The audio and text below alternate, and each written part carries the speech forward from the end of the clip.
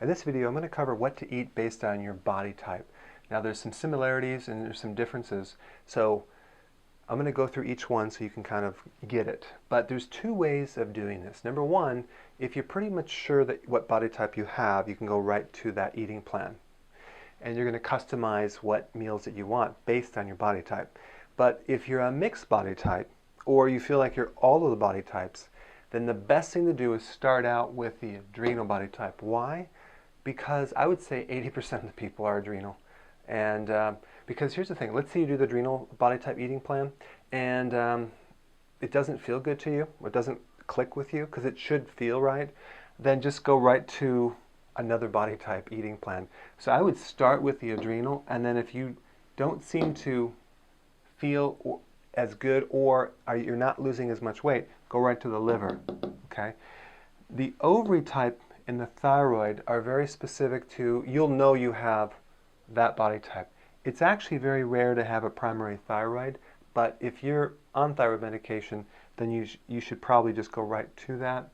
Or the ovary type is very, very similar, but you're going to have weight mainly in the lower part only, like the hips and the thighs and that type of thing. So I would start here and then go to here if you're confused. Chances are you're going to go right to here and you're going to do very, very well. Okay? So let's talk about the adrenal body type.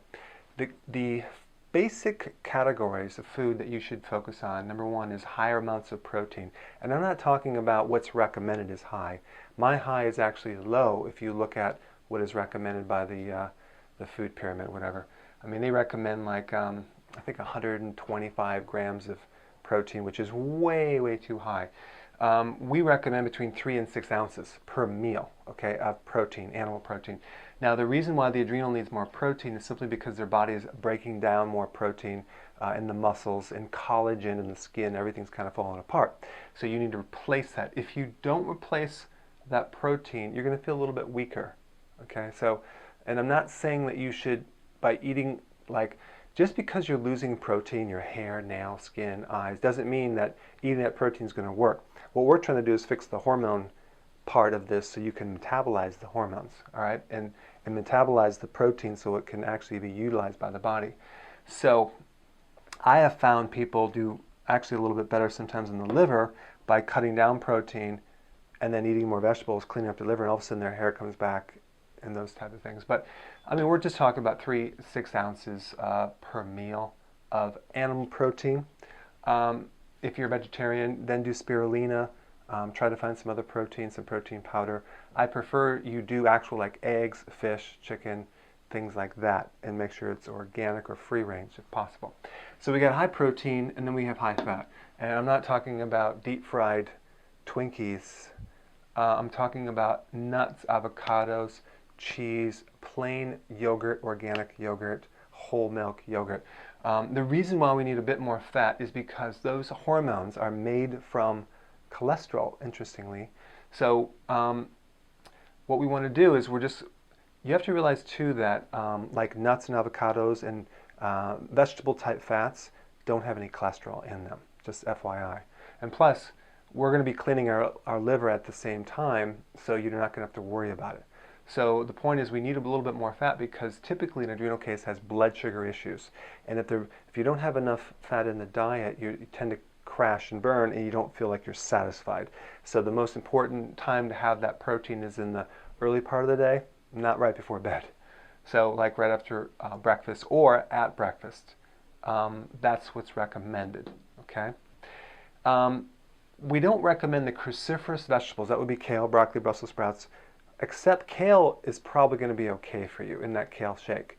But we don't necessarily recommend the other cruciferous vegetables, simply because adrenal cases typically have bloating with those vegetables. They get bloated. If you're bloating and you get gas from those, or you have stomach pain, you should not be consuming those vegetables. Instead, consume other types of vegetables like romaine lettuce, spinach, tomato, carrot, celery, those types of things. And I'll give you a list in the document below. So we recommend 7 cups of vegetables. Why?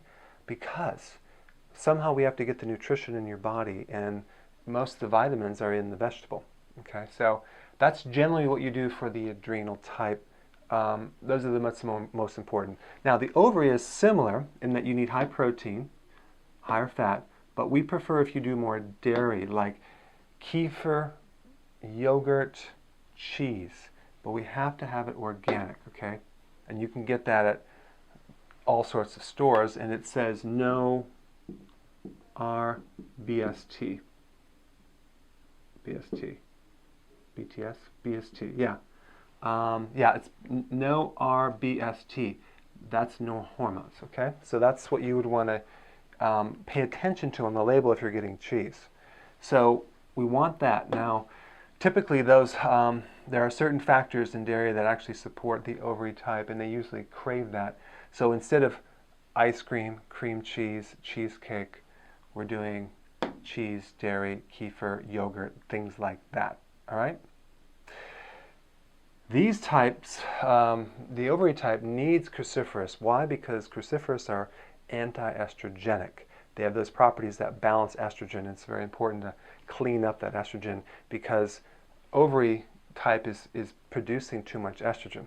So we want to clean it out. And the Cal Shake would be good, but don't be afraid to have broccoli, Brussels sprouts, cabbage, things like that as well. It's very cancer protecting as well. Now this type, no soy, but I don't recommend soy in general, but specifically this type, you should not be doing any soy. And it's interesting because you have soy protein isolates, you have the powders and the health bars and the protein bars and the health shakes, and all the different prepackaged food diets have the soy as their protein. Very bad, low quality, and you can actually create a tumor as a fibroid. All right, so ovary cases are estrogen dominant, so cruciferous will balance it out. So that's the ovary. Now we have the liver. Liver, lower protein, probably 3 ounces per meal. Why? Because the worse off the liver, the less you can digest protein. The liver is the organ that helps to metabolize the protein. So if you take someone with a bad liver and you give them a lot of protein, they're going to have a lot of digestive issues. It's going to be very hard on the liver. In fact, what destroys the liver is large quantities of cooked meat or cooked fat or deep fried fat. So that's why you don't go low fat, low protein. And when people get older, they can't digest as much red meat or other proteins because the liver is getting bad. One indication that you have unhealthy liver is that you don't digest red meat and you don't do well, don't tolerate fat. But they really crave fat. So they can have some, but you're going to probably have to add what's called some bile salts. That's bile salts. And you can get them. I have them. It's called gallbladder support formula.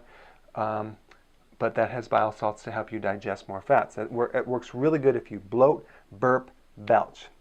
And the thing about the liver is it has, you have problems on the right side because the liver's on the right side. So you would really, the more fat that you consume, the more you're going to have right shoulder pain or bloating or even headaches. Most headaches are liver or gallbladder problems.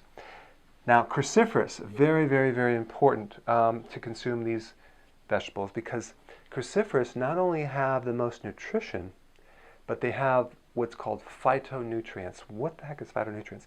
Those are the plant-based chemicals that have unique properties that fight against many other diseases, like cancer, like macular degeneration, like prostate problems, like breast cancer, like all sorts of other diseases. So the drug companies actually have done massive research to try to isolate those chemicals within the food that we eat, and then they can patent those things. But, for example, kale has over 600 carotenoids. What's a carotenoid? It's a phytonutrient that actually is it's kind of like all the different colored pigments, dark green, dark purple, dark red, orange, yellow, are phytonutrients. And you can call them antioxidants, but phytonutrients are really the true name, and they have a lot of great properties to protect you and keep you healthy. Iceberg lettuce doesn't have any phytonutrients, okay? And the reason why you need those factors is that the liver is 3.5 pounds, so it needs something raw or in that shake to be able to clean and heal the liver. The liver loves bitter vegetables, and that's why the cruciferous work very well on that. So you want to consume those vegetables in large quantities, 7 to 10 cups a day, to actually heal the liver. There's some good news and bad news. The good news about the liver, It's one of the only organs that can completely regenerate 100%. The bad news is it takes 3 years of healthy eating to achieve a brand new liver. So again, this is going to help you. This is going to protect you. I mean, even in your skin, your face, it has a lot of vitamin A, which helps the skin. But if you have little bile salts, you'll absorb more of the fat-soluble vitamins, vitamin A, and your skin will be better. Like if you have dry skin and you're taking all this kale and you still have dry skin, you're just lacking the bile to absorb that fat-soluble vitamin. Okay. One thing about the liver is that liver cases don't do well on peanut butter and nuts, and that seems to aggravate it, so they get bloating or right shoulder pain. So just if you have that, cut those down. Then we have the thyroid. The thyroid body type is weight gain all over, and they just have a very slow metabolism, and they don't do well with high quantities of protein. So we want to go low protein, 3 ounces. We want to go low fat because they can't digest that.